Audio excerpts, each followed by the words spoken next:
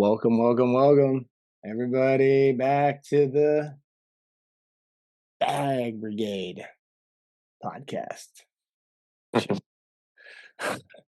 which is formerly known as the Tis Talk Podcast. This is episode. I don't even know what episode it is anymore.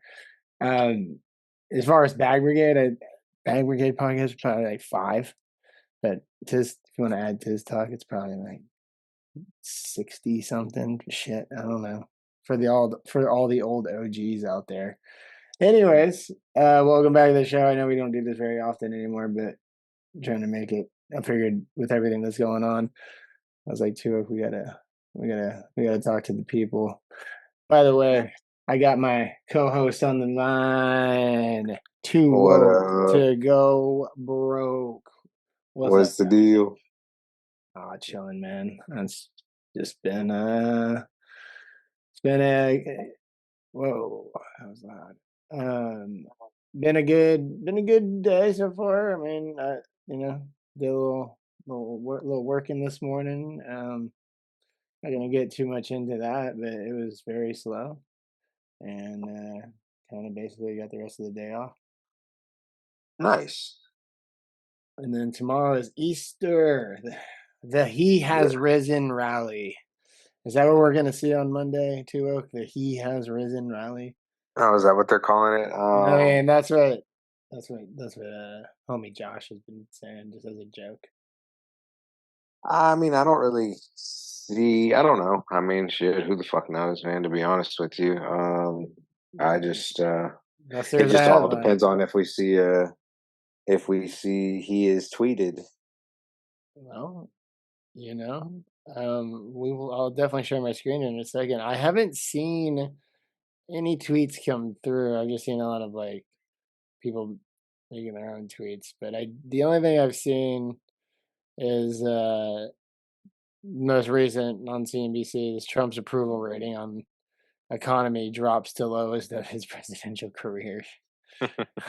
Well, shocking, right? Yeah, exactly. I mean, shocking. I mean, it is a circus, right? It is a clown show when you have Trump 2.0 tariff, whatever.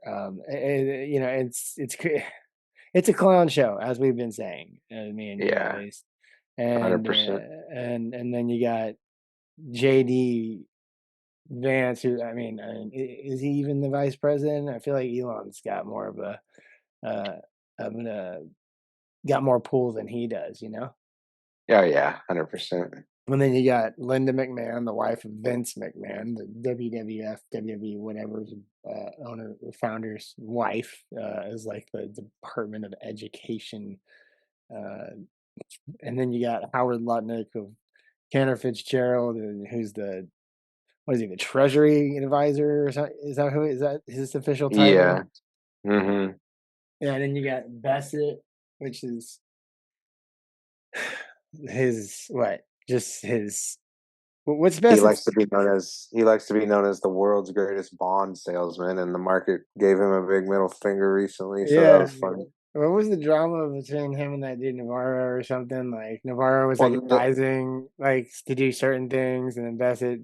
Yeah, dude, it's such a. Well, I think Bassett is was kind of like, whoa, hey, we got to watch this bond market kind of deal, and the other guy just wants to burn it all down, Navarro. So I think. But why does he want to burn it? Why would he want to burn it all down? That's well, they just have these stupid plans. Like they think, that they're going to bring manufacturing back to America and this and that and the other. So he thinks that their plans, help them get there, even though it's just, just insanity kind of deal. So basically, yeah, I mean, he's all gung ho on this shit, and Bassett is at least like, hey, you don't necessarily know what the market's always gonna, you move one lever and it has a lot of ramifications that you may not see coming, right? So it's just like, the other guys are just like, I don't know what their deal is. I mean, you have a bunch of people without that much. Do they have a plan? Is the question. I mean, like I get that they have a plan, right? Like, tariffs, tariffs, tariffs, tariffs, tariffs, tariffs, tariffs, tariffs. I mean, tariff how much tariff could a woodchuck tariff of woodchuck Trump could Trump tariff, tariff, tariff. I mean, that's all you hear. And it's just so funny. Okay, Mo's gonna be here in about 5 minutes. It's I mean, just in so my opinion, it's all on purpose to be as like disruptive as possible. Now, why? well, my theory or my It's just as scammers is my theory. They just like well, to. yeah. It's the biggest dump and pump in the history of the world. You know what I mean? And it's We not really even a dump and pump because these dudes get to make money off of it going down and going up. So it's like it's just like the biggest insider trading scam probably of all time. well, yeah. I mean, we saw the perfect example of that. Was that the 9th of April or something? I don't remember the day, but he came out on what was it, April 2nd? Was that the Mhm. Liberation Day? That I stupid, think so, man. stupid Yeah. chart, and the market went up for a second when it was like 10% across the board, right? And then he pulls out that chart and starts showing the tariffs on, a lot of those Asian countries, like Vietnam and 45, like, China, all this stuff. And like, that's when the market like really sold off. And I was like watching it. And, and then of course, I think it was like a day or two later, I'm sure you remember this, and he did post a tweet saying, "This is a good time to buy," but it was like a few hours Well, after the market here's opened. the here. Well, hold on. Before you get there, we got to go a couple days earlier. There was a tweet released by some random Twitter account that said the Trump team is debating, putting a 90-day pause on tariffs. Trump comes out and actually says, "No, no, that's not real. I have nothing to do with that."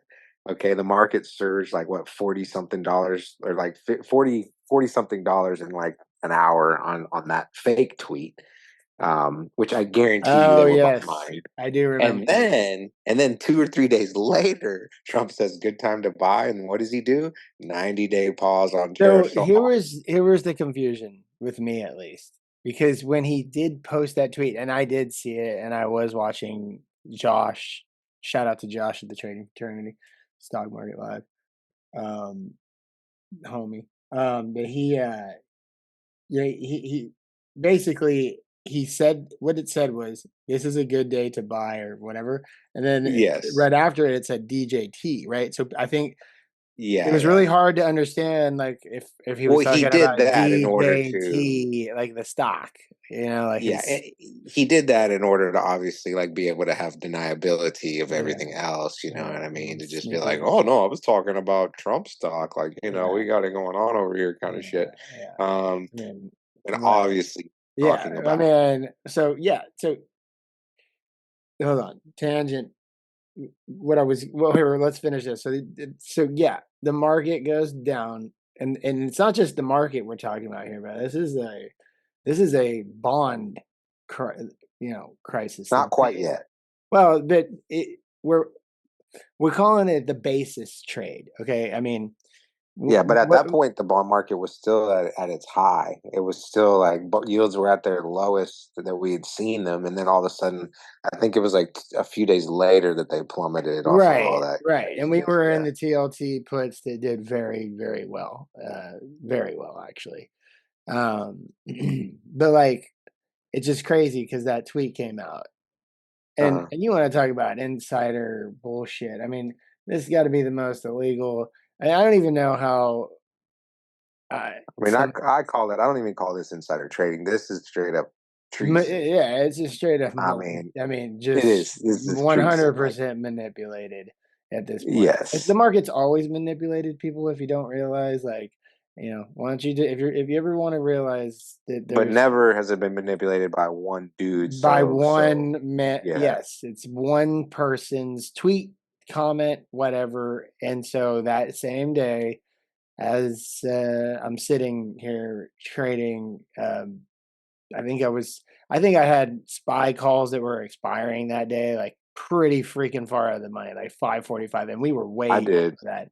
And I was in puts though at the same time because those calls had just gone worthless on me and they're expiring. Next thing I know, that tweet comes out that the announcement comes out that he's pausing tariffs for 90 days.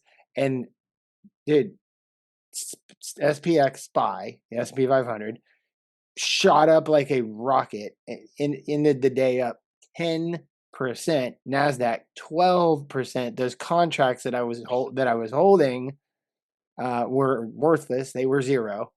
Ended up, and they were expiring that day. Ended up, I mean, I didn't sell them at the high. I mean, I think I bought them for $40, but at the same time, I sold it for 100 something out of nowhere. The value just skyrocketed. Yeah, to see you don't see that. You do not see the NASDAQ. Oh, here we go. Hang on a second. I think Mo's joining us right now. Oh, there he is. Let me drag you down here, boy. What up, boy? What's going on? You know how it is, man. It's nice out here. How's everything going in H-Town, boy? Everything good in H-Town, man. I don't like that hot. We got TooWoke here too, bro. He's just he don't have his camera on tonight. It's all good. You know, I got the beach head, you know what I'm saying? Yeah. So we were just real quick, just before I'll get to you in a second. We were just talking about the tweet the other day, the 90-day tariff pause thing, and how the market went up 10% on S&P, 12 on NASDAQ, and then basically the next day. Oh, it was the next day, bro.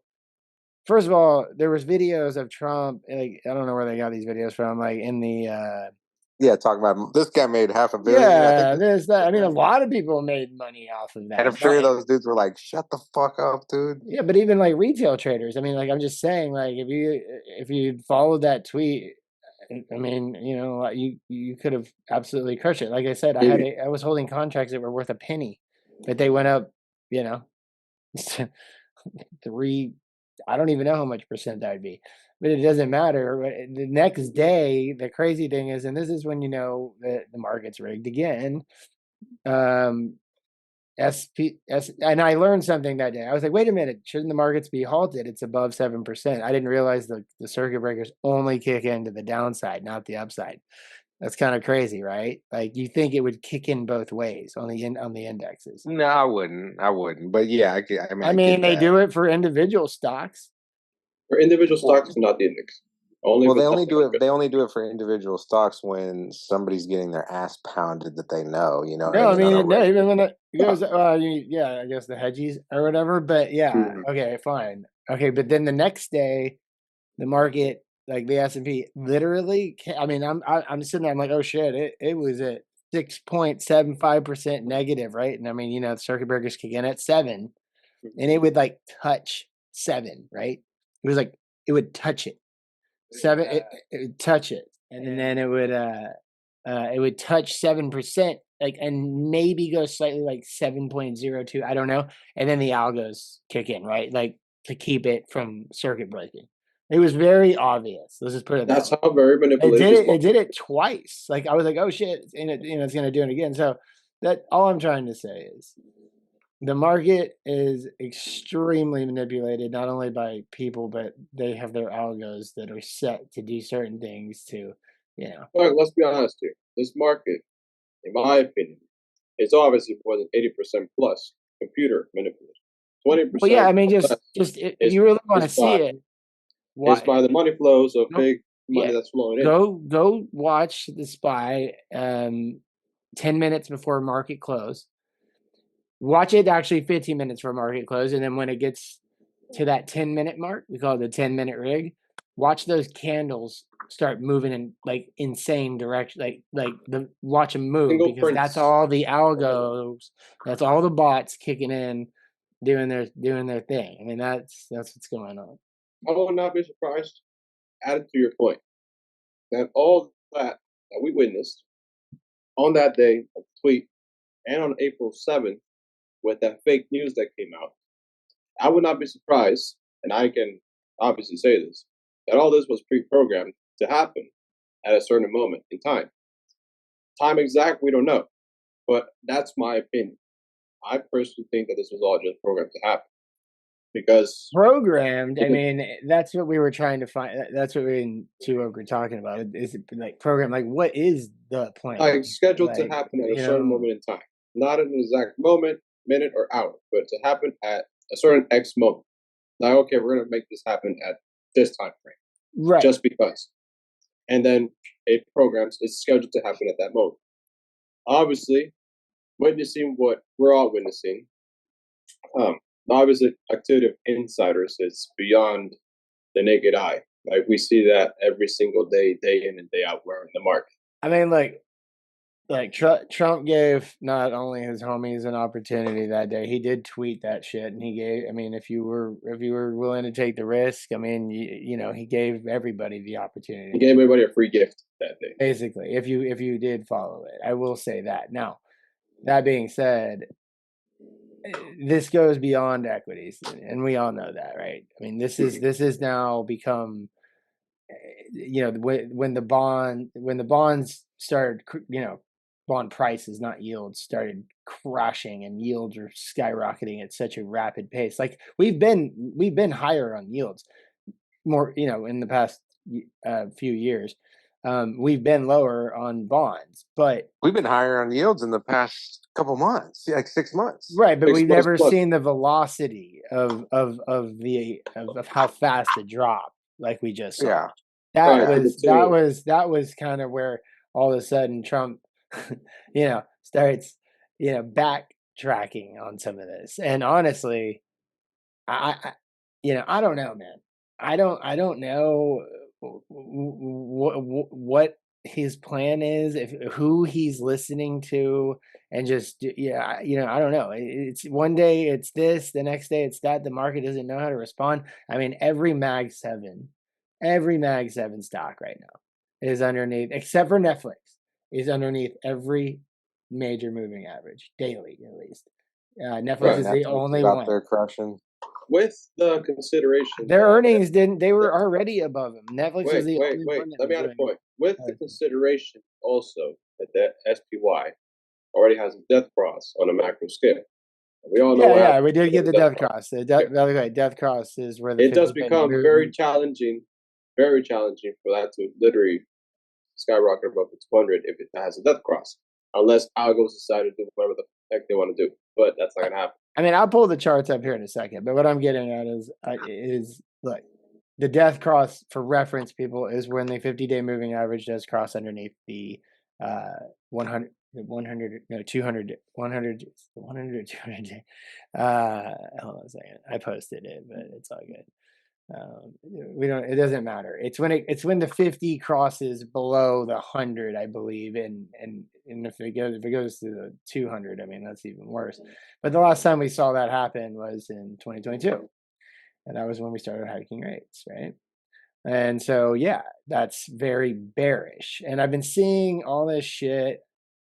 I know we're just so all over the place right now, but I've been seeing all this stuff on Twitter. I posted this in the Discord, like about people like, oh, you know, Jerome's going to cut rates, Powell's going to cut rates, blah, blah, blah. Like, you know, something, you know, and I'm like, great.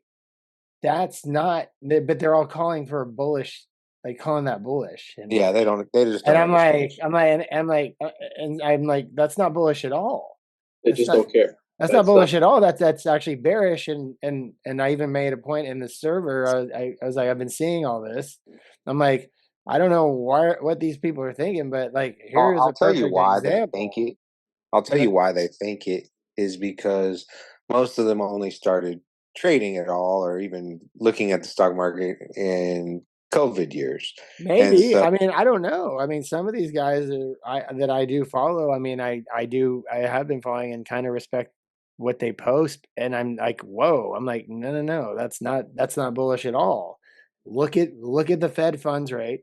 Every time they cut, we go into a recession, the market falls. There has literally every time. I mean, every time. And then I posted it in the server, and I'll pull it up when I share my screen, but Fed cutting rates, especially like some sort of like an emergency cut, right? Like not just like, you know, cutting half a point or quarter point here. We're talking like a substantial cut. The market historically tanks from there, and then finds a bottom and then goes up. But I mean, I don't know, and then you got Powell or Trump trying to, get rid of Powell ASAP when he's got like 13 months left or something. Dude, it's a comedy show, bro. But anyway, so what I'm saying is I don't know. Trump's approval rating is down. Trump renews call for Powell to lower rates. He should bring them down. And this is what I wanted to get at. My thesis, not just my thesis. I've heard other people say this, but I think what Trump's trying to do here is look like a hero. And when I say that, I say it because these tariffs and all this, obviously it's inflationary. It's pushing up unemployment, right? Unemployment from government jobs or whatever. I mean, just bringing onshoring manufacturing in the United States is not cheap. We don't have cheap labor like China and Vietnam and all that shit, right? So that is going to make prices higher, right? And so what I think he's doing, or part of his plan is to push us into a situation where the Fed is forced to cut rates because we have $32 trillion or $33 trillion in debt here in America, and $10 trillion or it's 9 or 10 is due to mature this June, 2 months away. And when it matures, if he can get Powell to cut rates to a lower interest rate, well, then he can he can refinance the debt at a lower rate. Okay, and it makes him look like a hero in a sense. Right. The only thing about that is, don't you think that's a conversation that they could have? I mean, that's the thing that's confusing about it. I don't think they're talking. I don't think they're talking. I don't think they're really having real, like, him and Powell aren't sitting down. He fucking hired the guy. I mean, he did. He hired him he was at 17, and then he regretted it when he started hiking rates back in 2019. He was pissed about it. I think, to be quite frank, yes, they could try to talk, but I'm agreeing with both of you guys. I don't think they're talking at all at this point currently. I don't think they are. At the same time, yes, Trump has this mentality of trying to see what he will do to either replace Powell and get, like I said, get his shit together to cut rates to refinance the debt. He's got 2 months. He got 2 months. 2 months' time is going to be too short of whatever action Powell will do. And at the same time, unless something breaks big time in the next 2 months. Here's the question I can ask, and this is going to be an open forum at this point. If Powell were to get fired, and Trump fires Powell for the reasons whatever, then who will be the next person in line that we would know to take that seat? They were talking. Hang on, they were talking about that. Because to take the wheel of the Fed, the way the whole economy and everything behind it that we all know, at least both of us know, it's looking like it's obviously a comedy show. Kevin Warsh would be his replacement, I think. Trump wants Powell out of the Fed. Waiting in the wings is Kevin Warsh. I'm sure. I mean, I don't know who that is, but I'm sure. I don't either. I don't know who. Never heard about it. He's a guy who's gonna obviously do Trump's bidding, but exactly. The thing is the chairman of the Fed can't just lower rates by himself, anyways. Like, and he needs to go the other big up. Yeah, and there's a committee. There is a committee, and they, And to be honest, Powell was actually one of the most dovish ones over the last couple months. When you see the comments, he was not last time, not his last. Yes. Meeting. No, his last meeting. But the time before, yes, he was extremely dovish, aka bullish for the market. Yes. Yeah, and so I mean, but my point, yeah, you're right. But the last meeting, but he was still one of the most dovish because he was the last one to be talking like that. A lot of them were already talking like that. You know what I mean? So it's like, Trump's playing a game where there's just a lot of question marks there because it's like, okay, well, the Fed's 2 jobs are to combat inflation and to help with unemployment, right? Or to keep, employment. Monetary policy. Don't you think that the Fed would be sitting there thinking, okay, we've got all this debt due, That's going to be a major inflationary issue because we're going to have to print more money to pay for all this debt and blah, blah, blah. So none of it really makes any sense as far as like, why wouldn't basically all of them be on the same page about this if it's a good plan? I mean, the Fed has more data than fucking anybody. So, Right. And here's another point I can add to that as well. Understand also the Fed is a separate identity from the government. It has to be obviously a collaboration between both. And from my point of view, I don't see that. I don't Well, see yeah, that's the but that that's the at all. beauty of the situation is they don't like There they're is no separate. connectivity between the government They and don't the have Fed to like they can do as they feel as they they please need if they to want to. without whatever the president said. So that's what Trump's yes, trying they're to supposed to do. be independent and he's trying to fuck with that. But Yeah, Right. the main thing that I'm saying is like the Fed knows that no matter what, if you have all this debt due, it has to get paid at whatever rate you're currently at. And so they understand that. It's not even a matter of collaboration. It's just a matter of common sense. It's like, okay, this is just how it works. You know what I mean? It's right. not about like, so So Well, yeah. what do you So how it are works? you Yes. saying they in cahoots? no, Just I'm acting saying like that they're they No, don't. not? I'm saying they no, don't no. seem to be on the same page about that being even a good plan at this point, Plus, we which also we also I got to don't think understand. they're. I think their timeline is just too short at this We point. gotta understand something. Also, understand we all already know this. They've been kicking the can down the road for God knows how many decades at this point, and it's gone up so extreme that trying to make up a plan now, it's obviously way too late to try to solve it all in one day. It's not gonna happen. Well, But look, yeah, I'll say this before we get cut off and then have to rejoin. Um, I'll say this, and I've said it before, and you know what I mean. Look, interest rates historically, I'm talking go back 50, 60, 70 years, whatever. The average interest rate that the Fed has across the board is about 5 to 6%. Okay. And after '08, we went basically to zero for a very long time. They call it the age of easy money. And everybody got used to that. A lot of people got rich, a lot of buildings got built, a lot of things happened. And so as soon as, you get used to that environment and then it changes and you start going up in interest rates, like, pe- people have a tantrum. The they market don't has want a that. tantrum. But the thing is but it's healthy to have a more stable, higher interest rate. You can't have just zero interest at 1% interest rate, right? Like, you can't do that. We did it for 12 years. We can't do it. It's a stable cycle if it were to rise and cut at a constant rate, not at the age of money that But we yeah, easy the money. average. I mean, being at 0 to 1 interest rate is not a health. That's not healthy for an economy. I mean, it's just inflationary as shit.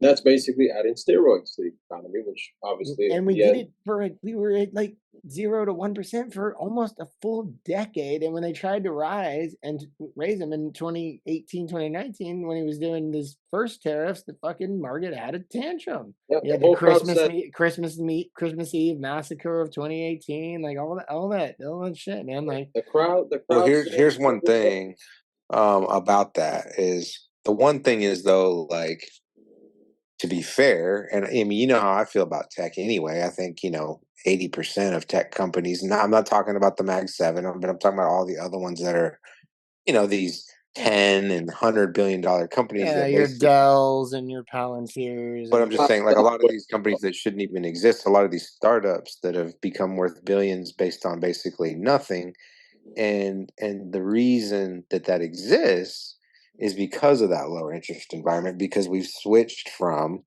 a manufacturing society 30, 40 years ago, where we were we did make goods and we produced steel and we produced all these things, and now we're a service economy. And in a service economy, basically, I think the way kind of get at is just that, like, I think what happened was, they saw the writing on the wall, obviously, all these Wall Street dudes and whatnot. And they saw that the world, was changing to this tech service industry big time. Our entire, if you look at the S&P in, 2000 to 2008 when the big crash happened versus now, you know what I mean? Like the companies are way different and the valuations are fucking tremendously different, right? So it's like, so they wanted low interest rates so that all these companies could fucking rise from nothing, you know what I mean, on cheap money.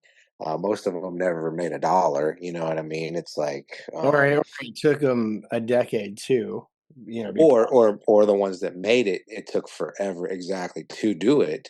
Uber would be like a perfect example of that. Well, even Amazon, right? Like they took forever. They lost money for years and years and years. You know what I mean? And then finally, you know, you rise from that, and the winners win and the losers lose, which is fine. But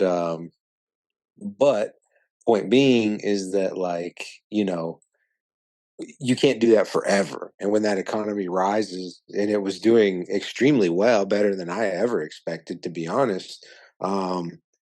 You know, you can't come in there and rock the boat all of a sudden. And that's the craziest part about what's been happening lately is just like you're rocking the boat on an economy that was ripping so hard.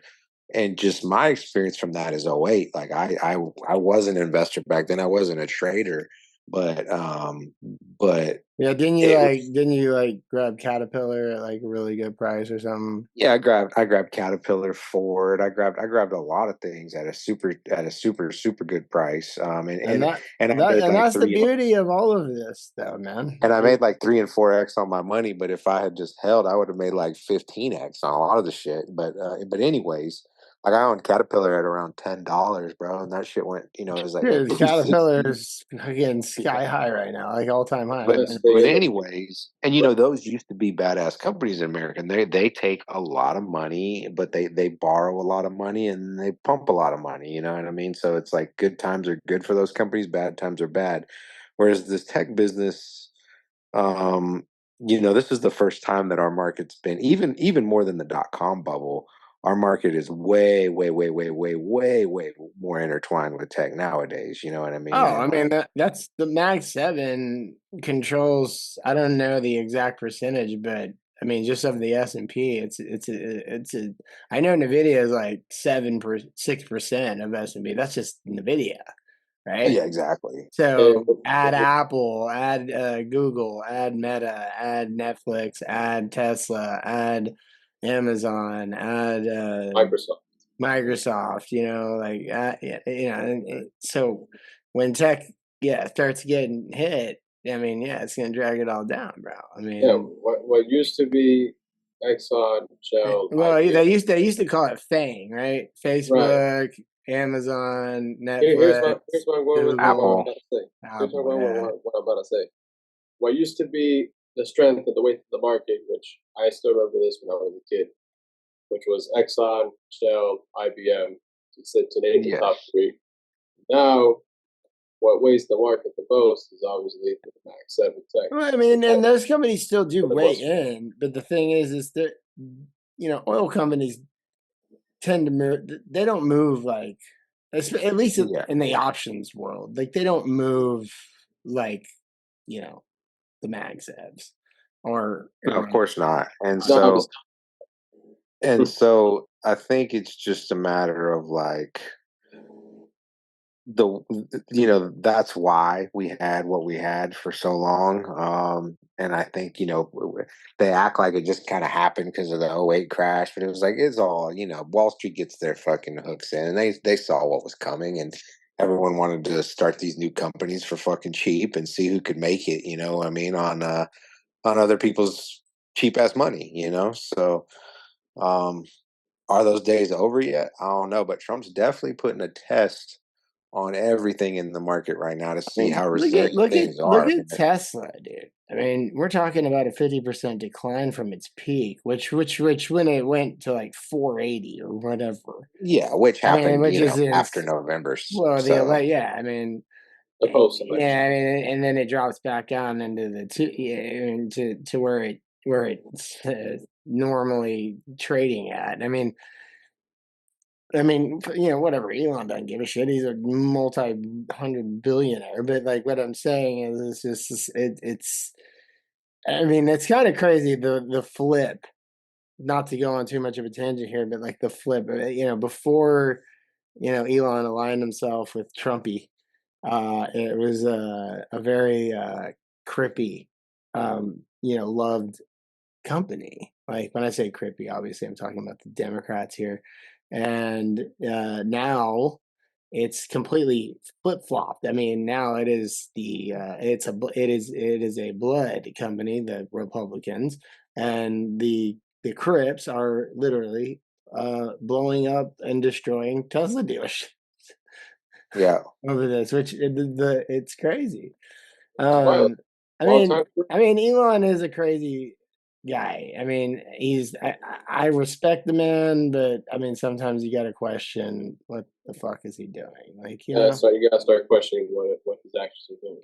Like what I is mean, when his stock, when the stock of Tesla falls 50% from its peak, I mean, obviously, there's a problem somewhere. yeah, exactly. I mean, like, Well, I mean, I don't think it's going to work. I don't think you can just flip flop your customer base like that. And I think Tesla's going to continue to just, you know, I think as long as it's a sexy stock to trade, it's going to have life. But how long can it hang out? You well, know what I mean? they do have earnings this coming week, and I was And they're going to be terrible, obviously. I probably, mean, and Probably I looked Tesla, at. like most of the other companies in their earnings So calendar. I posted something on this in the Discord that they're I don't know if it was the daily or the weekly, but Tesla's literally like the 100, the 200-day moving average are like coiled up like right next to each other, and that is exactly where Tesla's price is at. So it's like it's rip or dip yeah. from And I here. mean, And if it dips, it's going back to 100 when it did in the problem is 2022. right now with Tesla is it's almost impossible to play because it's so fucking juiced. Like it's more juiced than almost Yeah, anything as far as. I mean, that's why retail traders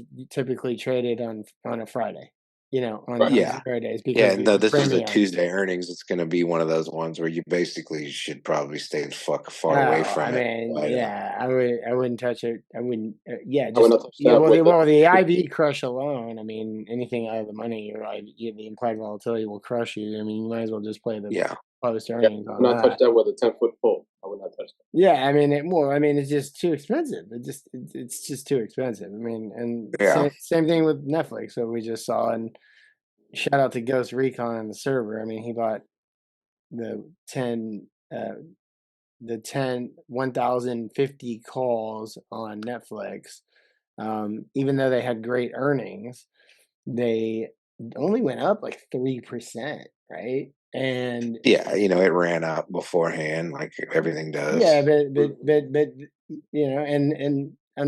unfortunately, he bought this coming Friday, May whatever second expiration, 1050 calls. But the IV crush will set in come Monday morning. He's out of the money, and I don't know if it's I mean, it didn't go up that much. I mean, normally with the earning report like that, I mean, Netflix would typically, go up 15%. Right. It only went up. Average. It only went up like 3, right? So what I'm saying is, yeah, with Tesla, I mean, I think everybody's expecting I mean, I think everybody's expecting bad. So, when everybody's expecting bad, I mean, I don't know how the market's going to play it, but all I'm getting at is it's like earnings at this point. I,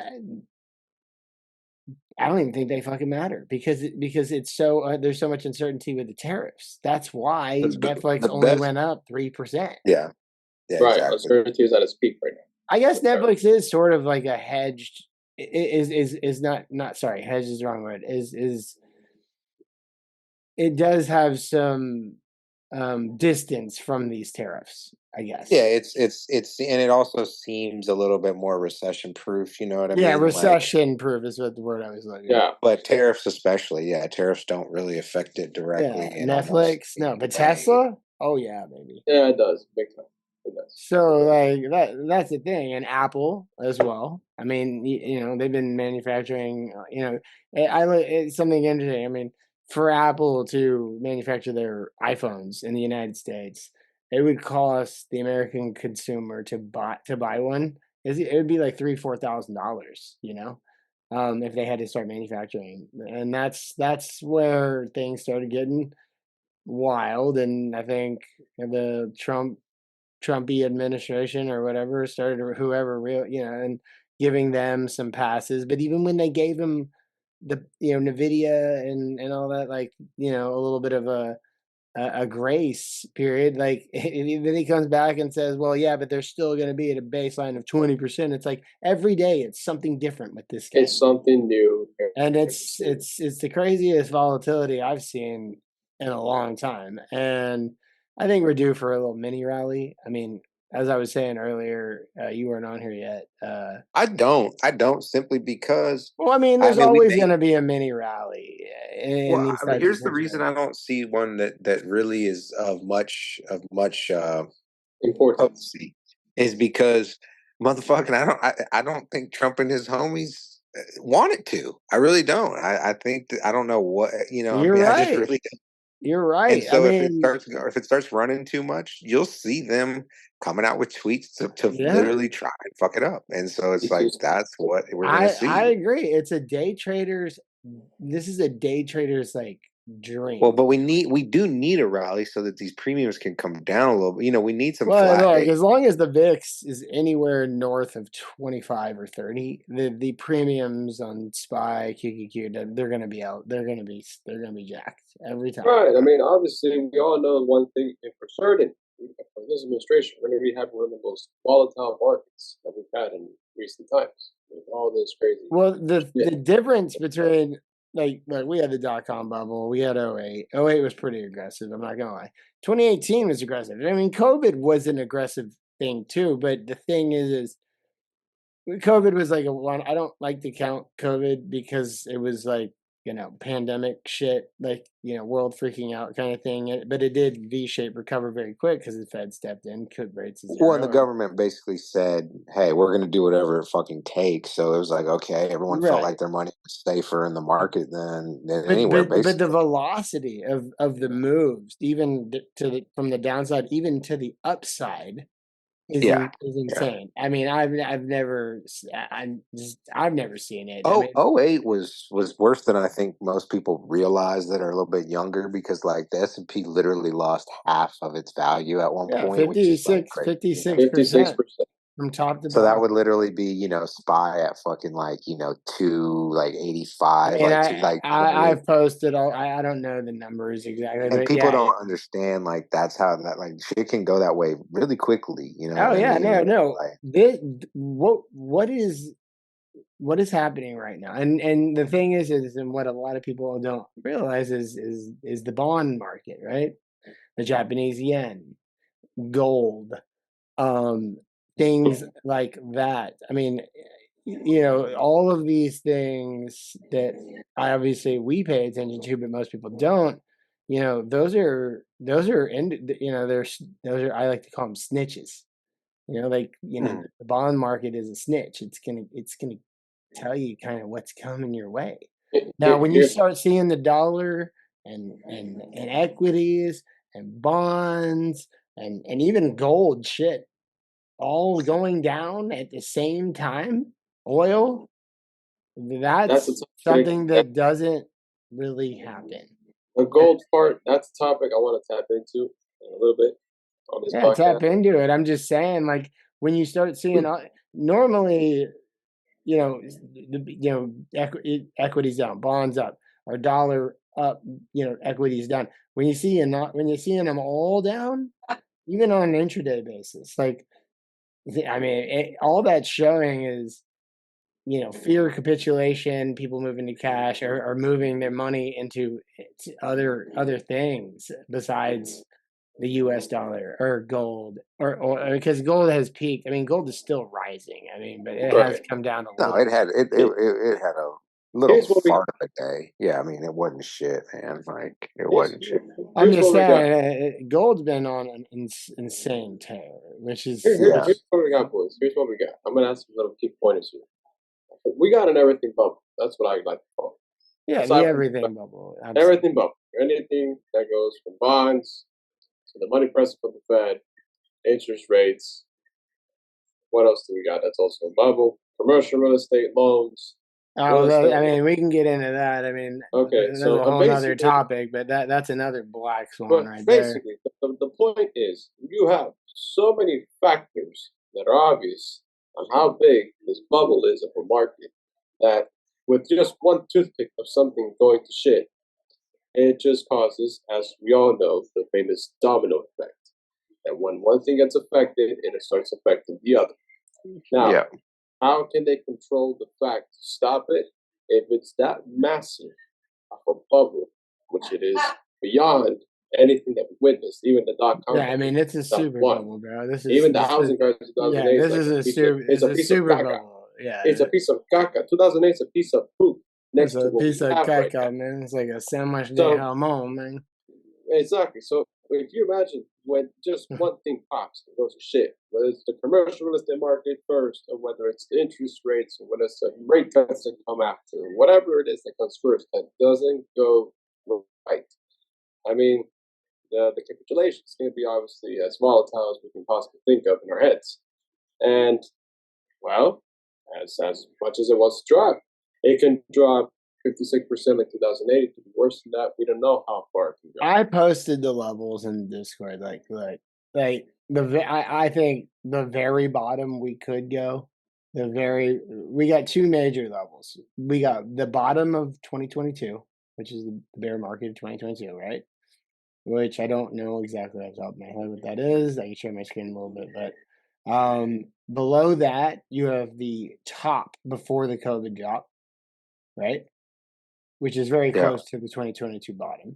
And then after that, you have the COVID bottom as the bottom. And I think that if we do go, I think that's as low as we will go, and that's a substantial move. I mean, I wouldn't put a number on anything just simply because we don't know what's going to continue happening policy wise, and until we know what's going to happen policy wise, how can we make any sort of prediction on how low it can go? Because if you start seeing regional banks failing, I mean, I guarantee you we can go back down to fucking 350, 300. I mean, it can happen. I'm not calling. Well, that's like COVID low levels right there, almost. And then it could go lower. Do I think it will? I hope. I mean, I hope it doesn't go that motherfucking low. I'd like to see lower, but I don't want to see it go that fucking low necessarily. But I mean, I wouldn't mind it. I mean, like I'm not going to sell any of my long term. I'm going to be buying I'm going to be buying puts and taking whatever money I make off those and just buying the dip on anything that I either already own or want to own at an awesome discount for my long. Yeah, I mean, I agree. Right. I mean, you realize that most of these equities, price over equity ratios, are obviously extremely overvalued. And I'm not going to be buying the stock or an equity that's going to cost me 20 times more than I can normally buy it at a normal rate. So yes, as far as it can go down, I don't know. We obviously don't know how far. We have no idea, man. But you know what? That's fine, because for us, very wise investors, when we see a bottom, we're going to tap into it and get into the. I'll say this: if you think that, everybody, listen. If you think this is the bottom, this is not the bottom. Yeah, we may rally a little bit from here, what they call a dead cat bounce. You ain't seen nothing yet. I advise you not to even look at your portfolio and cry about it. Just don't sell. Do not panic sell. Just if you have dry powder. If it pushes back up to like a level like 575, 580, maybe sell. You know what I mean? Honestly, but I mean, yeah, maybe. I mean, it depends on what type of account you have. I mean, if you're in a Roth IRA, I mean, what I'm getting at is I've never sold my long term ever because I'm in a Roth IRA. So it's like every time these things happen, I look for opportunities to buy. Right? Yeah. I mean, I agree with that. I just bought Nike at 50. Right? And here, honestly, I'll give you all some. I mean, this is not financial advice, but take a look at UPS, Pfizer, Nike. Look at. I got to look at the other charts, but I mean, I'm going to give not financial advice. I mean, even Walgreens is a little tricky. I don't know about them, but yeah, I mean, I'm just saying, like, there's companies out there, and when I say UPS, Nike, and Pfizer, those are definitely some that I would be paying attention to. Intel would be another one that would be a great buy. Even Disney, honestly, uh, for long term. Just make sure you don't go all in, thinking at the bottom's here. Do it properly. Scale into the position, because who knows where the bottom is, right? But regardless, this all comes back to the bond market, man. The great basis trade is what we're calling it. I mean, like when yields go vertical in a week like they have. I mean, Treasury yields surged to multi-year highs, basically, not multi-year highs, but I mean, it's not in a very very, very, very rapid motion, which is not your usual, uptick. I mean, stocks and bonds selling off together, not normal, right? It's a leverage unwind. It's not a flight to safety, in my opinion. It's I don't know what to call it, but what's causing it? I mean, I've got my theory. I mean, hedge funds shorting Treasury futures and buying actual bonds, low risk, high leverage. Volatility spikes, spreads blew out, forcing liquidations.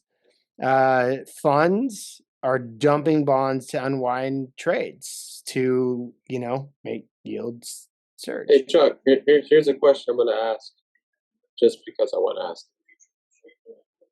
Realize that U.S. Treasury bonds, the top two countries that hold the most of our China bonds, and Japan. What would happen if they start selling? They're already selling at a constant rate. They're already doing it constantly, like every quarter. I mean, no. Well, Japan has been doing it before this. Like they're reducing their balance sheets. I'll tell you what I think personally is this shit is a little bit overblown by the media, because they just love to stir up anytime you can mention China and scare people, it's fucking great. It sells news. So they love that shit. But in my opinion, just knowing how big, like once I researched how large the carry trade went, I was like, okay, what happens? Let's reference that real quick. The carry trade. So the carry trade, the bond carry trade, August 5th of 2024. I'm just giving reference, and I'll let you explain it. That was when the Japanese, the Bank of Japan, for the first time in 30 years, decided to raise their interest rates by 0.25%, right? And why was that such a big deal? Well, I'm talking about this late bond carry trade, not the Japan. I was talking about the carry trade from the yen thing that blew up in August. Yeah. No, I'm talking about the latest one that the news is all over and people are blowing out of proportion, I believe.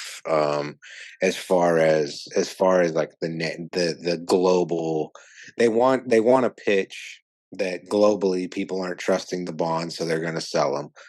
I don't really actually think that's all that true. I think what you're seeing a lot of is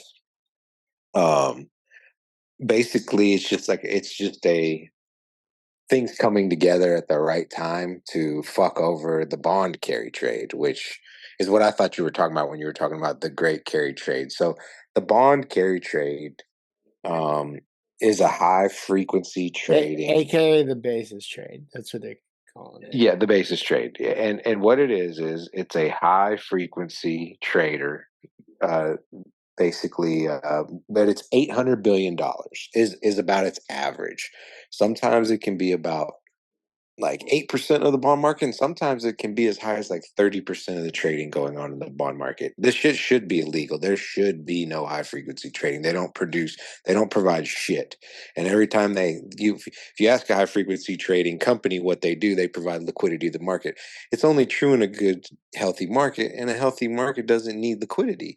But the minute shit breaks, all hell goes fuck. It fucking they cripple markets because of their shit, and supposedly they're adding liquidity to the market. But anyways, the point of this is that it was a perfect storm.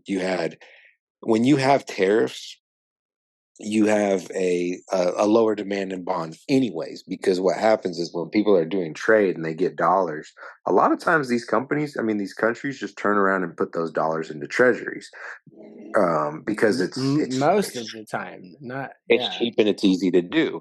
And right now trade is at an all-time low because people don't even know what the fucking price is to get shit across the fucking borders to do the damn trading. You know what I mean? So it's like, it's just getting kind of ridiculous, I think. I mean, but that does go back to the Japanese yen carry trade back in August. I mean, the whole thing with that was not to cut you off or get off topic here, but the whole thing is since Japan has been sitting at basically zero interest rates for 30 years. I mean, it only made sense for most investors, especially the big boys, to convert into the yen.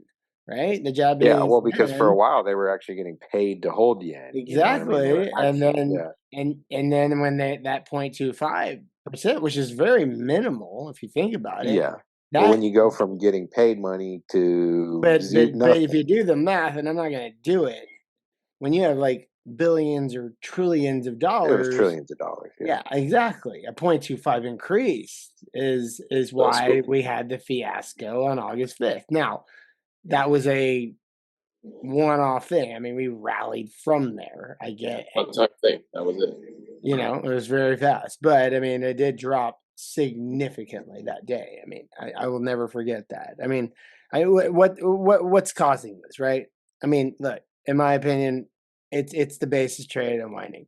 Hedge funds, they're shorting Treasury futures and buying actual bonds because it's low risk, high leverage. Volatility spikes, spreads blow out, forces liquidation. Funds are dumping bonds to unwind trades, which equals in a market where liquidity is already low. and all that does is just make yields surge. And why does that matter? Well, hedge funds are under pressure, in my opinion. Margin calls, repo stress. Like when I say repo, it's the reverse.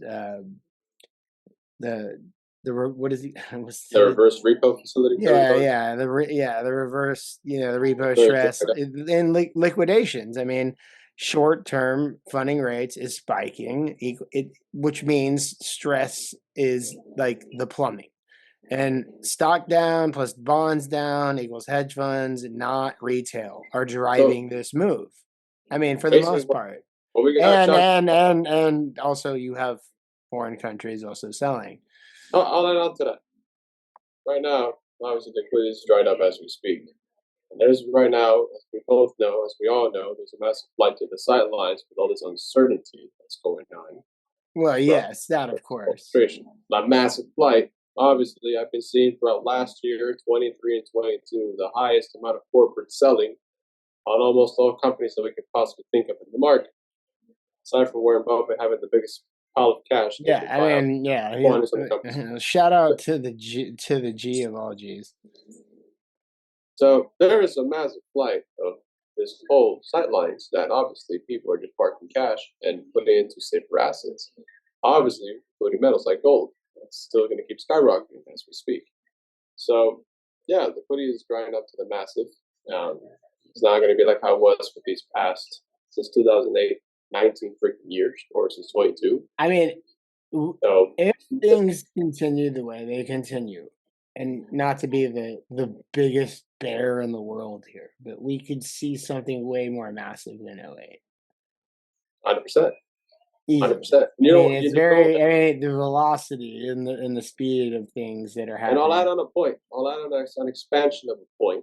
You mentioned gold multiple times, and this is about to become more expanded than what I'm saying right now. But obviously, at least I've been noticing recently, central banks transactions in regards to this commodity. This obviously during this value since the moment it's been discovered, freaking 6,000 years ago. Yeah. But you got China buying a shit ton. Still keep buying as we speak. recently, a news that I saw 2 weeks ago caught my attention. Germany recently transferred 1,200 tons of their gold that was stored in the New York City vaults up in Manhattan back to their country. So right now, you got, obviously, from what I've been seeing, massive flight to safety and security, and not trusting their fiat money and just having this gold currency, this gold money and gold metals, just going into the vault. I mean, precious metals, for the most part, I mean, Chiro knows more about this than anything. So the thing is, this massive flight to the sidelines is massive than what we're seeing, especially when I've been noticing, and now we're starting to notice all these transactions of this gold commodity being bought up into their portfolio, into the balance sheets of the central banks, like China's, like Germany's, and like a few others that I have to go back and find them, see all these transactions that come through. Because, yeah, behind the scenes, obviously they might not put in the media, they're not trusting the dollar. They're selling their dollars. They're keeping this, asset that maintains the value, which is gold, which is something that stores value forever. So, I mean, in my opinion, gold is, store of value, whatever. I mean, it's a precious metal, great, but it's not attached to anything anymore since the 70s. But I get it. I understand why. I do.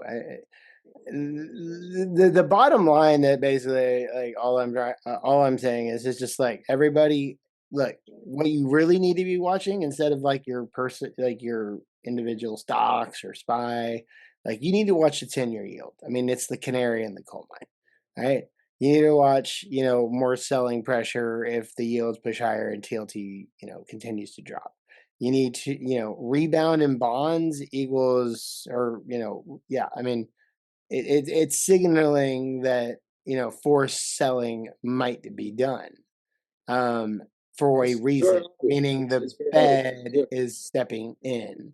I mean, and from a tactical standpoint, short-term hedge like SPY or TLT puts, could potentially equal protection on your portfolio. The Fed wild card, right? Quantitative easing is not off the table if this gets any more messy. And also, bank regulate. Bank regulation tweaks could allow bonds, or allow banks to step in and buy the treasuries, right? So we don't know. Like, it's that's the thing. And I'm just saying that. And the bottom line, I'm going to finish with this, and then I'm going to let you. The risk-free trade turned into a leveraged bomb, in my opinion. Okay. Yeah. Volatility is not over. Protect your capital, manage size, and don't ignore the bonds. Okay. If yields keep climbing, buckle the fuck up. Okay. If they stabilize, we could see a relief bid. Maybe. Don't forget. I'm done. Don't forget to watch the 3 to 10. Well, the yield curve, of course, but I mean, that's what I mean when I'm saying about the bonds in the first place. Yes, the 10-year 3-month yield curve, yes, is very important. And for everybody that's going to watch this podcast, please disregard all the massive noise that we're going to keep seeing throughout this whole administration and everything. Just keep an eye on the bonds, like Chuck said. That's what I was saying. It is not about stocks anymore. It's about the bonds. It really is. I mean, Jamie Dimon. Sorry, dude. I'm just saying. Jamie Dimon came out the other day, okay, and saying, basically the bond market panic, the incoming bond market panic, not a cute little yield wiggle. I mean, he means Lehman Brothers style liquidity crunch is what he was basically kind of trying to say. Of course. You know what I mean? I get what you mean. What I was adding also to the point is, if you're a technical and analysis trader or know some knowledge about TA, for the people that are going to be watching this, please keep an eye on the SMA crossovers like we've been noticing. Because we all know, yes. Are you talking about the death cross? Exactly. Yeah, I mean, that's a technical thing, and here's I'm not trying to cut you off. I'm a TA guy. That's all I basically usually base my trades off of, obviously. Sometimes recently, TA's out the window, bro. It's out the fucking window, bro. All it takes is one tweet or one mention of tariff this, tariff that, blah blah blah from Trump. One man alone, and your TA's out the window. I mean, bro, we blew through. You know how many levels we blew through that when that 90-day pause thing happened? I mean, the technical was out the window, bro. It was. I mean, yeah. To an extent. I mean, if you go out on further time frames, like on like the monthlies or like the weeklies and stuff, yeah, we did bounce off certain moving averages, or we're holding those. But what I'm getting at is your smaller time frame day traders, your TA is not going to work in this market when you get some crazy tweet from old Trumpy or some mention. When fundamentals change, technicals mean dog shit. That's the fact. Exactly. And is it even fundamentals? Really? Is this even Well, fundamental? It is. Well, here it is. Here's what it is it's a lack of fundamentals. And so when people don't know what the fuck's going to happen, you're going to see levels get broken through at a much faster rate than people are used to, just due to the fact that in everyone's mind, they're having to weigh something that they would be building over years of like, okay, this is what we've been working with. This is happening. A little change here, a little change there changes the overall fundamentals slowly. When you think the fundamentals are going to be 10% tariffs and then they're fucking 30 and 60% on countries, you can't really plan for that kind of shit. I So mean, it's like, and the whole reciprocal tariff thing, what did we start at with China? Like 100 something, and then they came back at us, and then it was like 200. I mean, all it's doing is evening itself out. So this is a very. I want to say this. Anybody who's listening, you are living, if you're participating in this market or watching it, or the economy, you are living and witnessing historical. This is a historical time right now. All that's something. Well, I mean, this is like, oh wait, I mean, this could be even greater than that. I mean, all that's something as well for everybody that is going to be watching this, and I'm glad we're saying this many times. Every once in a while, please zoom out and look at the bigger picture. Daily frames, weekly frames. Well, you know what they say: when in doubt, zoom out. Please zoom out. Don't keep yourself on like a horse and look at a micro scale all the freaking time. Zoom out. Yeah. It's the bigger picture. If you're looking at the 1 minute, 5 minute, 15 minutes, and that's all you're looking at, I mean, zoom out to the daily, weekly, monthly, quarterlies, and see what's going on. I mean, right. Take a look at the bigger picture sometimes, because you have to see the bigger picture, not just the small picture. Well, because those are the major levels that those are the major levels, right? So there's a lot to see on the bigger scale. Well, what I was going to say earlier, though, is like when I was talking about the bond trade, and I think I got cut off a little bit, was just that basically what people are not getting. The news wants to talk about China. So China's one country that does not want to see interest. They want a strong dollar. China doesn't want a weak motherfucking dollar. That's what a lot of people don't understand. And so I think the news is just kind of like I said, trying to kind of like push this bond thing as a flight from America. And I think there is a little bit of that. But like we said, it was more of a liquidity issue. But China, it doesn't even make sense. China is a manufacturing country. They want to push all their goods over here. They don't want a strong dollar. I mean, they don't want a weak dollar. They want to take strong dollars for weak ass, for their weak currency. They keep their currency low on purpose. So they might have done a little bit of selling just to exacerbate the problem and get under Trump's skin. But overall, China's not going to fucking dump a bunch of bonds unless this shit gets way, way, way, way, way, way, way, way fucking worse between China and America, which it could. But We've yet to see that. China's pretty pragmatic. I don't see them doing anything too crazy. No matter what Trump does, I think they see it as a fucking 4-year problem. They don't. I don't think they think, American politics. I don't think the Republican Party can really survive what's going on right now. So we'll see. I mean, maybe I'm wrong, but after Trump, they've got nobody. So it's just a matter of Time will tell. that's my 2 cents. I think that everything's getting a little bit overblown. Japan is kind of happy with where things are as well. Now they actually do kind of want to see the yen get stronger. They don't necessarily want to see the dollar get weaker, but they do want, if whatever floats their boat, I think they're kind of okay with to some degree.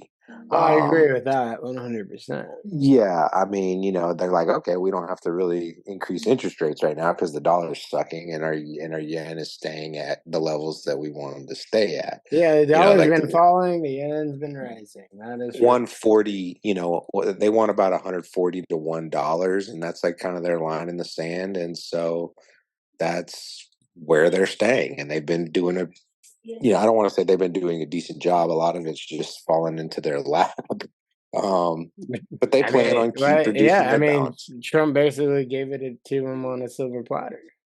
And so, and they're going to continue to lower their balance sheet, which is going to take a little bit of demand out of the bond, out of bonds. But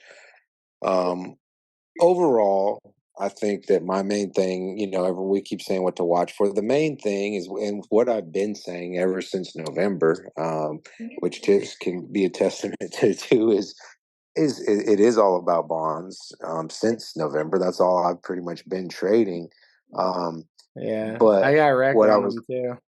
What I was gonna say was, we're just looking at an old school issue, which is, okay, there's 2 trains of thoughts. You have bulls and bears, and the yield. How bonds are always funny because you say bulls or bears, and it's like, well, what are you talking about, the yield or the price? I'm always talking about the price generally if I'm talking about bulls and bears. So in regards to bonds, yeah, because so when people say, "Oh, the bonds are up," people don't understand when bonds. They could be talking about the yields. Yields up, bond prices down. Yeah. So but my point is that basically you have 2 trains of thought, okay? And one of them is, okay, inflation's going to be a major fucking problem going forward. The other one is, okay, the market, the whole economy is going to take a big shit, and the Fed is going to have to step in just to save fucking jobs because we don't want to see unemployment go to fucking 10% in the next couple of years, Right. And so this is what we're seeing. It's a tale as old as time. It's just a different way. The story's just being written a little bit differently as far as, one man causing all this chaos. But I personally still think that you're probably not going to see any sort of interest rate hike in this type of environment, because it's going to be real scary for anybody to raise rates. I agree with that. I think a hike is off the table. It's off the table.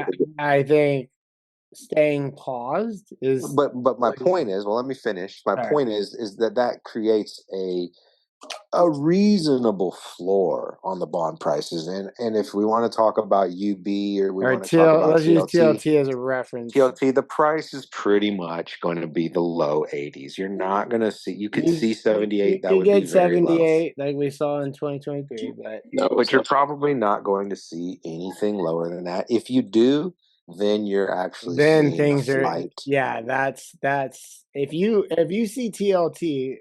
FYI, everybody, TLT, the 20+ year bond ETF, which it just tracks the bonds basically. You see that thing go below 78. I mean, that you're breaking a major level there. I don't know where the next stop is. You're not going to probably see it. Greed will take over. That's why I keep telling, anybody that's asking me about this, is greed will take over. Countries can act like they're not going to buy our bonds, but the minute the yield gets to a juicy enough price, they're going to buy the shit out of it. Why wouldn't they? I mean, Yeah, exactly. sure, if you can get a 6% yield on Treasury, U.S. Treasury bonds. I mean, goddamn. I mean, 5, Exactly. even 5. I mean, we've tapped 5 multiple times, but yeah, I mean, we go any lower on TLT than 78. That means the yields will And probably be people, above yeah. 5, and I mean, they'll buy the shit out of those bonds. And Germany, Germany's issuing their own bonds, and people are like, okay, yes, you're finally starting to see a little bit out of Europe that's like, oh, okay, I could actually put some money here and not feel like a retard, right? Because they're getting some of their freaking yields up a little bit closer to what we have. Now they're still way fucking far away, but they are trying, to raise money because they were trying to militarize. It's always a good sign when Germany's trying to militarize in the world, but it's just one of those things where I think the floor is pretty close to where we're at too. So if you start seeing You're these talking low about for prices, bonds. yeah, if you're starting to see these low prices, it's like take advantage, man, because this shit is not going to happen very often.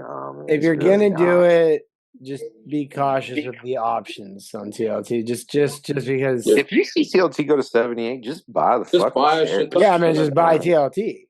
Just buy hold Because TLT. you'll the probably be up. You'll probably be up I 10 to mean, 15% within the year at some point. here, I'm not saying I you're haven't right. done this yet, but I'm gonna go ahead and just share my screen real quick, just so people can understand exactly how aggressive and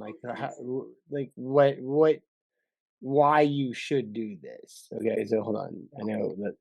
Am I sharing my screen yet? No. And that's all I've been doing. My portfolio, So, now granted, I should have made a lot more money before but motherfucking. just look though, real quick. I mean, this is TLT. This is the 20+ year bond treasury yield on a weekly time frame. Let me move these down real quick. Okay, let me actually expand this just so I can just give you a perspective of how you don't. This is moving like a meme stock. Okay, I mean, no shit. And bonds stay typically stable. Yes, you have your moments. Oh wait, right, ran up. I mean, again, weekly charts. I'll even turn off the sell signals. I don't care about these. What I'm getting at is, okay, here's 2013. Was this 2015? Yep. It's got to be 2018, 2016. And then, 2018. And then, boom, here's 2020, right? We spiked, right? Why? Because the Fed came in and cut rates to 0. So bonds obviously went up. Now, we hung out around here for a little bit, but coming towards the end of 2021 is when we saw the real fall off, is when we started raising rates. And you see this blue line right here, right? That is where we bottomed out in 2023, which somewhat matches the 2013 levels. And so right now, we're at 87, 50? I mean, we're down there, but you see it break this level. I mean, that's scary. I mean, yeah, I say this for a reason, and y'all probably agree with me or not, but the World Trade Organization doom drop is, I guess, what they're calling it. The U.S. MCA exports are down 12.6%. Global GDP down 7% due to good old trade, fragmentation or tariffs, whatever the fuck you want to call it. The world's economic engine is coughing, and not one brought jumper cables, I guess you could say, to restart it, right? China's cargo crisis, canceled deliveries from China hitting supply chains, industry scrambling equals the stock market's wobbling, bonus panic. Trump approval rating now is at the lowest it's been and are now linked to the container shipping. I mean, Bloomberg had a warning siren that their editorial board, we might be on we might be one bad Tuesday from a financial crisis, meaning it could be around the corner. We don't know. Oh, any day, bro. Right. So banks plus financial firms, unresourced. Governments, about as prepared as a raccoon with a fucking fire extinguisher. Okay. Fed focus equals pain. I mean, the Fed is still all in the inflation fight. Jobs, secondary. Market bailouts, delayed. Add in quantitative tightening plus no retail capitulation. Bears still have the wheel here. as far as equities go.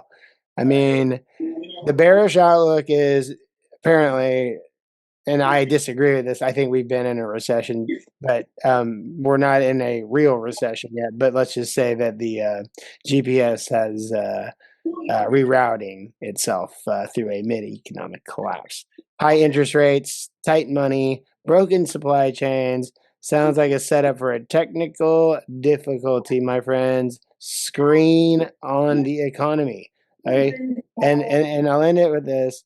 I mean, China's got options. China does have options. Bigger trade surplus, less debt, more flexibility. The United States, more debt, more tariffs, fewer options. Is that if this escalates, inflation plus recession combo meal is on the menu like a Taco Bell, okay?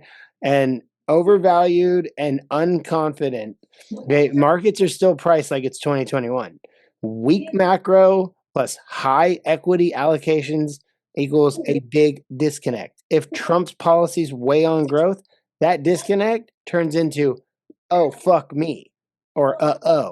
You know what I mean? And the takeaway that you need to take from this is what I'm saying is our markets are acting like nothing's wrong. But under the hood or behind the curtains, supply chain chaos, inflation pressure, and weak fundamentals are driving all of this. Volatility could be the main course on your steak dinner when you go to Peter Luger's next time, okay? That's all I'm trying to say. It's going to be volatility is going to be breakfast, lunch, and dinner the whole 4 years of this administration. I mean, I don't even need to show another chart. This shows it right here. Boom. I mean, I could pull up all sorts of charts. I don't want to. The bond market is trading like squid coin. And I'm going to stop sharing my screen because I don't need to. I just, that, I wanted to get that off the table, people. You need to start paying more attention. How low can TLT go? That's the question. 78's the number. I mean, I'm still fucking bullish. I think that the economy is going to take. I mean, I'm watching the numbers like on the trade shit internationally. The numbers are down so fucking huge. You can't tell me the next jobs report or two is going to change things, in my opinion. I think we're going to start seeing fundamentals take over, and Trump's not going to have his finger on the pulse so hard because the market will finally say, okay, you know what? We're beyond the point where Trump can get rid of this shit and things can go back to normal.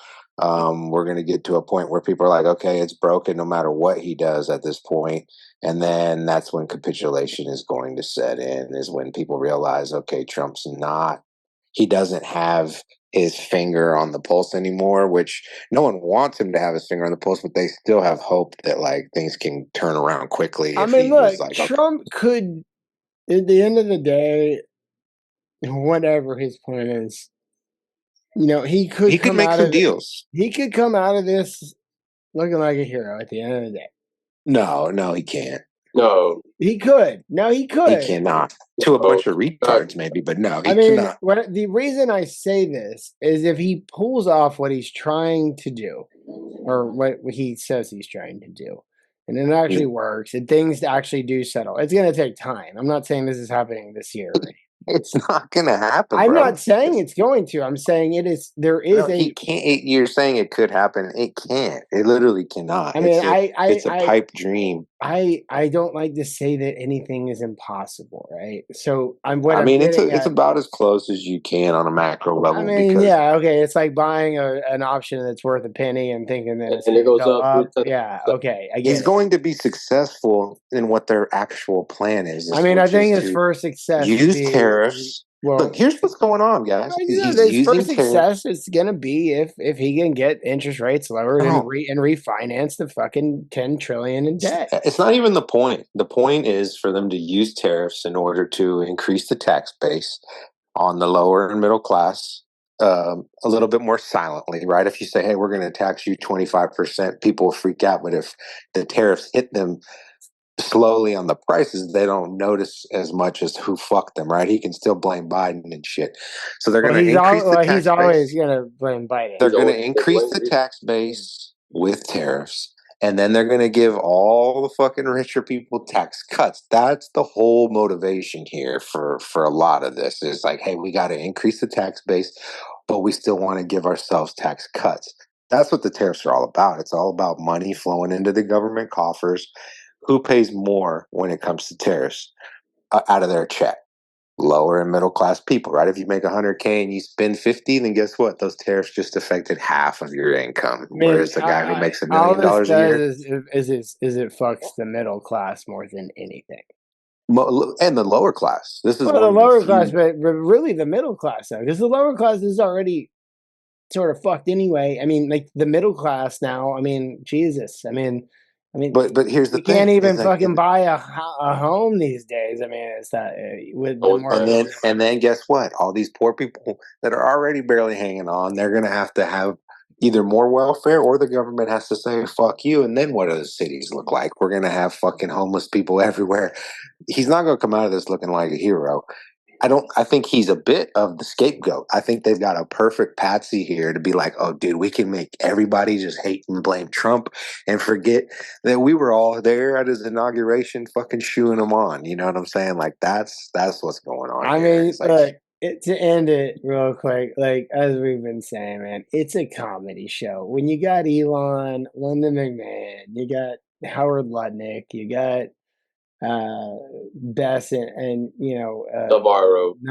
I mean, it's a circus. It's actually. I mean, if you guys like comedy, I mean, just watch what's going on. I mean, fuck the stock market.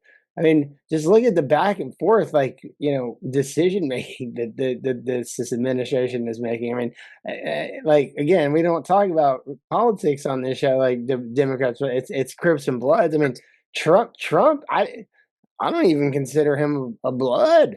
I mean, I don't even know what color to call him, but I mean, even the Bloods are disagreeing with him on a lot of things. You know, what, dude? His whole image is making deals. He looks like the worst poker player of all time. Like it's like, bro, you keep showing your cards, and then you don't even use any of this. He could have been negotiating a lot of this shit for the past 4 months. He could have pocket aces, and he folded. His strategy is not there. That's the thing. His strategy's not there. It's not clear. He's in over his head. I mean, the guy has never had to answer to anyone in his entire life. It's a shocker to me that he actually. Well, it's not. It's not a shocker to me that he got reelected over Kamala, but it is a shocker that he actually got back in office after all the fucking shit. The only thing more shocking than him winning is it's so shocking that the entire other party can't come up with a way to beat the guy. I mean, that's even more shocking. It's we talked about the first debate with Biden. I mean, I was on mushrooms and we were, that one. And then the second debate with Kamala, I mean, like at the end of the day, like Trump was going to win, and it's probably for the best. I mean, who the fuck knows what Kamala would have done with this shit? But it would have just been Biden 2.0. I mean, markets ripped under Biden, so they did. But okay, fine. They dropped and they started to rip it. So they dipped when the Fed stepped in and raised rates. I get that. That's fine. I get that. I understand that. But bottom line here is he left office at an all-time high. I mean, that's all you can really say. Yeah, he did. What we got. Here's what we got. We got a comedy. Hold on, wait. We got comedy. We got a sitcom, and we got a movie happening at the same time. So everybody that's watching, I mean, if you've seen The Big Short, get ready for the next Big Short. Just make sure. Exactly. Everybody that's at home, make sure you have extra stacks of popcorn, because you're going to need it. You're going to be enjoying this and just to throw this out there, just keep your eye, and if you're part of the Bag Brigade Discord group, obviously I'll keep it updated, but just keep an eye on the U.S. office market. Oh, also, I'm sorry. One other thing. watch for this in the next week to 2 weeks. Is China is supposedly turning around a lot of ships that were headed this way. Yeah. So I think the supply crunch is about to. You're about to start seeing people fucking buying fucking toilet paper and fucking paper towels again because the shit's about to probably. Yeah, I mean, like I heard something like Temu or some shit was like banned from like whatever. I mean, China's way more likely. China's way more likely to cut off supplies than they are to sell a bunch of bonds. They're way more likely to be like, okay, let's see who needs who more. I mean, right Trump's basically been trying to get China on the phone, saying like okay, let's make a deal, and like they don't want to play a game. And China, this is like are they holding their cards tight and waiting for basically Trump to fold? It goes. Well, remember though, we're not hearing that from Trump. We're hearing that from people around Trump. Well, we're hearing it from like the news and shit. We're hearing it from people around Trump that I think are trying to keep the sanity a little bit. You know what I mean? Yeah, I mean, I don't know. All I know is look, welcome to Circus Olay. Okay, 2025. Here's the point I want to add too. If I can. It goes back to what TooWoke said a while ago, that China manufactures everything. Here in the country, yes, back 40 years ago, we used to manufacture some products, and that'll be fine. So, we'll depend on what's manufactured here. Now we don't obviously manufacture shit. We're just the biggest money printing presser that this whole entire world is looking to see. And the thing is, because China manufactures 95 to 97% of our products, basically they got the whole country, in this case the U.S., on their fucking leash. Yeah, so they can you actually bring up a good point. You do. Yeah. And when I say that, and I'm gonna end it with this. I'll let you finish it, but you do bring up a good point. Globalization, right? Globalization basically started, I don't know, I think it was Reagan, and then Clinton made it even more like, whatever, which basically took, so basically what you got, here's how you have to weigh it. You have X amount of Americans that lost their jobs because we took our manufacturing overseas to make things cheaper for the American consumer, right? So how do you weigh that, right? Like, do you weigh it like, do we bring jobs back to America and make it more expensive to make those products, or is it actually better to just continue what we've been doing and keeping the globalization and making the regular American consumer be able to buy, regular, cheaper products through globalization from overseas manufacturing? You got to understand, like, we're talking about thousands, hundreds of thousands of people maybe that have lost jobs, but you're also talking about millions of people that are paying higher prices. Because I mean, the only thing that makes sense is to bring back manufacturing of certain things that you don't want to be relying on another country for things that are actually important. Yeah, like semiconductors or rare earths, semiconductors, medicine, fucking, all that kind of shit. Yes, you need to be manufacturing at least a big portion of that in your own country so that if things do ever escalate, you're not like, hey, China, I know we're fighting over here, but can we get a little bit of that fucking yttrium or a little bit of that especially anything that's energy related, obviously, too. Yeah, right. Here's another point. Here's another point to add to this as well. If you want to bring manufacturing to the States, there's obviously a few barricades or obstacles that obviously the company that wants to bring manufacturing back, they have to go through. I mean, obviously, looking at the fact, yes, there's so much lobbying about everything going on in Washington that to actually bring something back to manufacture in this country that's going to be 4 or 5 times what it normally would cost China to produce, there's obviously, as we all know, some sort of lobbying involved to ensure the safety net to say, all right, we're going to go ahead and bring this company back to manufacture in the States, but you have to follow our terms and conditions and a little bit of finance in our pockets so you can do it. Well, it's just natural. It's just more expensive to produce in the United States. Which is completely unfair and unjust. Right. But all that does at the end of the day is drive prices up. Yeah, exactly. At the end of the day, it's like, that's all it does. And which it's like looking back. So it's a good thing and a bad thing, but you got to look at it at the way I just explained it. You got hundreds of thousands of people that could potentially get jobs back here in America on the manufacturing side of certain things, but at the same time, you got millions, if not hundreds of millions, of consumers here in the U.S. that are feeling the pain because of it.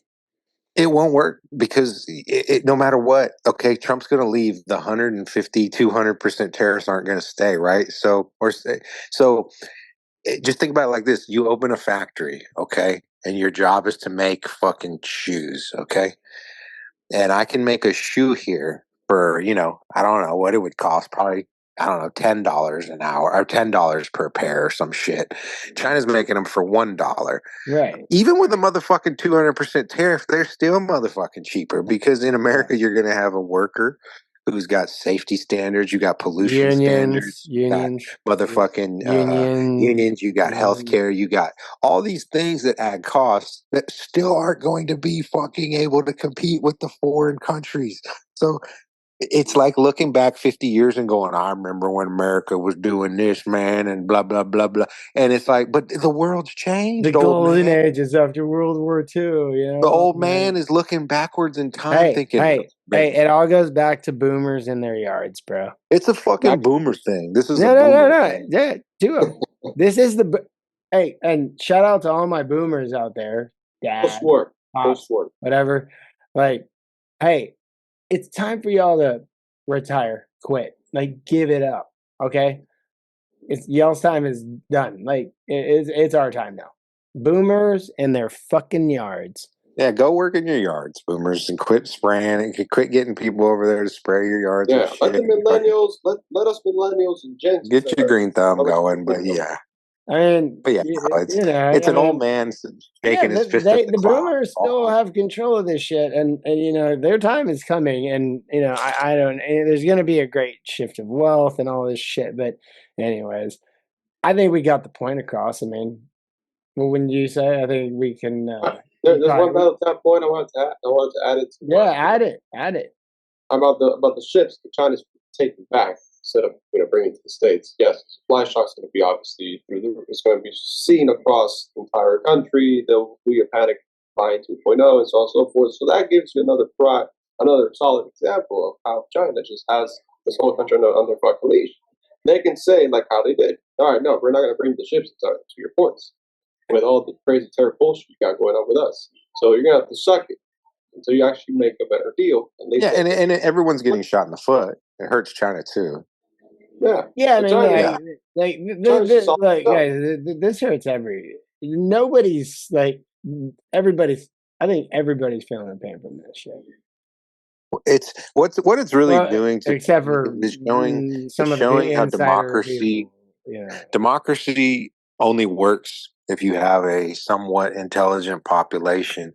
And what we're seeing is with big tech and everything else, people are getting stupider. Well, and especially with AI, because our politics to write you a. Our politics are going to continue to get stupider. When you have stupid people, they fall for stupid tricks. And so a country like China doesn't have to worry about politics as much because Xi seems to be a pretty sharp guy. He can think long term, whereas in this country we don't even know what we're going to be voting for in 4 years. We don't, you know what I mean? We don't even know if China is going to have a 200% tariff next week, much less 4 years from now. Whereas China can think, okay, this is my 10-year plan, this is my 20-year plan, this is my 50, however. Well, I mean, it's also China. They're a communist country. I mean, there is no democracy. Whatever the CCP wants, they do it. Well, that's my point. Is if you have a good leadership in a place where there isn't democracy, they can actually steer the ship better than a country like this, where motherfuckers can't agree on a goddamn thing and they don't know anything. So it's like, you got people that are voting on two sides and they don't even know what the fuck they do. They just know what they say. You know what I'm saying? Here's one thing America's fucked is my point, and we're not going to be able to keep up. And this is a perfect example of why, is because people are too fucking retarded and they're too emotional. Here's one thing I can add to as well. I told this to Chuck a long time ago. China is like a similarity that I can put out here in the podcast is China's like the little ants when they go pick up the food in the summer. They pick up, store a vast amount. By the time the winter comes around, they're prepared. That means when the winter comes around, everything goes to shit, everything dries up, blah, etc. So China's like obviously prepared with the mentality of saying, well, they have this tradition of making sure that they have what they need. Well, of While course. they don't care about if the U.S. is going to go to shit or Europe is going to go to shit, because they do care because they trade way too much with us. I mean, if they lost us as a trading partner completely, they'd be because like in times like this, they would be in a position that they do not want to be in. Right, because in times like this now that everything's very uncertain, it's like the winter when the ants have to go to the anthill. So basically, they're like, okay, no, we're not going to be dealing with any of this BS that's going on right now with our most tradable partner, which is the U.S. and their stupid tariffs and all the shit that's going on with these people, especially Trump.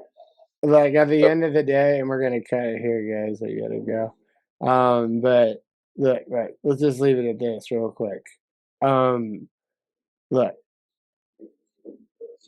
this situation has gotten so dynamic, I guess, and technical. China needs us as a trade partner, unfortunately. We buy more shit from them than any other country. Yet, they are the second largest economy in the world. We got Japan as the fourth. I mean, like, they are holding a lot of our bonds and all these things. There's a lot of stuff going on. Bottom line here is just please, if you're in the market, and if you're not in the market, thank you for fucking listening, okay? And letting us somewhat educate you, I guess, right? You learn a thing or two. They learn a thing or two. I gotta roll. I know we're leaving and we're giving our piece out. But I just want to say this though: at the end of the day, if you're in the markets, please stop just paying attention to the. He's gone. All right. Yeah. Please stop paying attention to just your Teslas, your Googles, and all that, your spies, and you need to be paying attention to bonds. You need to be paying attention to gold. You need to be paying attention to every fucking thing that matters. Because at the end of the day, again, all it takes is a Trump tweet. With that being said, I mean, I could go on and on and on and on about this. If you want more information about this, comment in the description. Just leave a comment and I will give you a Discord link to our Discord server that I used to charge for. It's free now and it will be free forever. It is like if you're that interested, I will give you the link and you can join. Okay. I don't like to leave podcasts without saying our, goodbyes or, whatever. So I'm gonna let Gammanomics go first. I'll end with mine. We're gonna drop this. We're gonna get off the line here, and then yeah, that's it. Happy Easter. But go ahead. What you got to say for the people? All I can say is, if you're an individual investor right now with a 401k, don't look at your 401k unless it's paying dividends. That's one thing I can say. Not financial advice.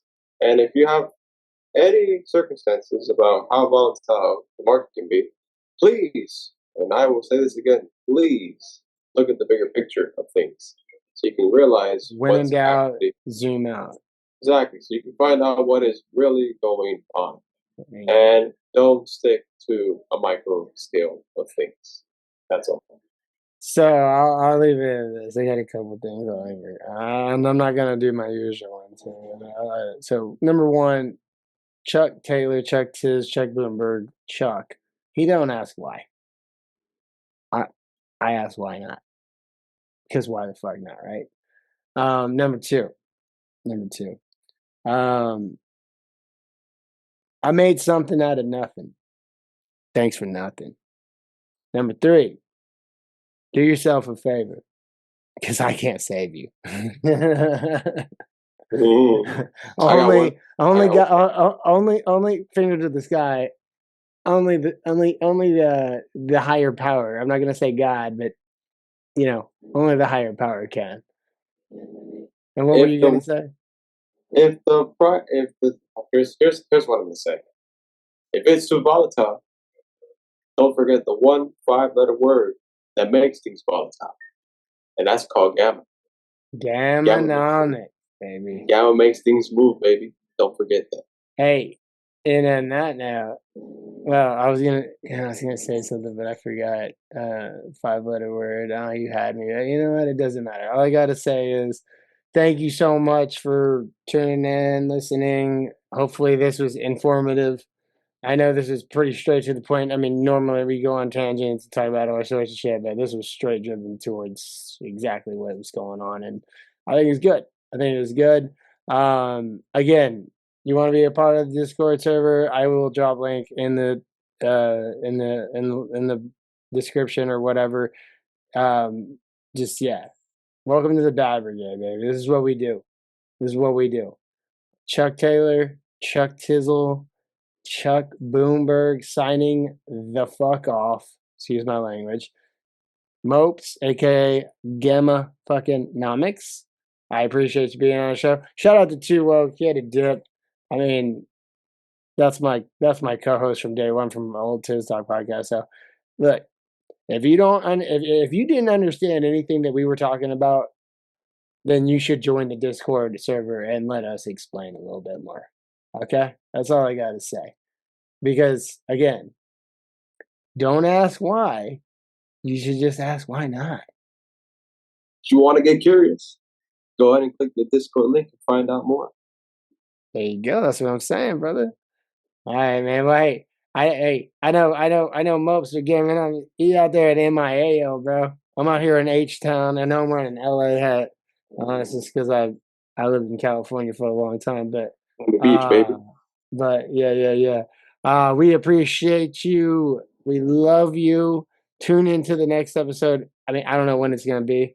I'm gonna try to do this more regularly, but these days it's been difficult because I'm a busy man, and We'll most likely do it after Cinco de Mayo. After Cinco de Mayo, the weekend we'll do it. Who knows? We'll figure it out. But either way, I thought this was good. Hopefully, everybody got something from this. Otherwise, look, peace out, Cub Scouts. Welcome to the Bag Brigade Podcast. Mopes, Gammanomics, love you, brother. I always appreciate you and your informative, talks and decisions and analytics and everything. We could have gone way deeper, but we didn't. TooWoke, I know you're not here anymore. Always love he is the fundamental futurist right there, that guy.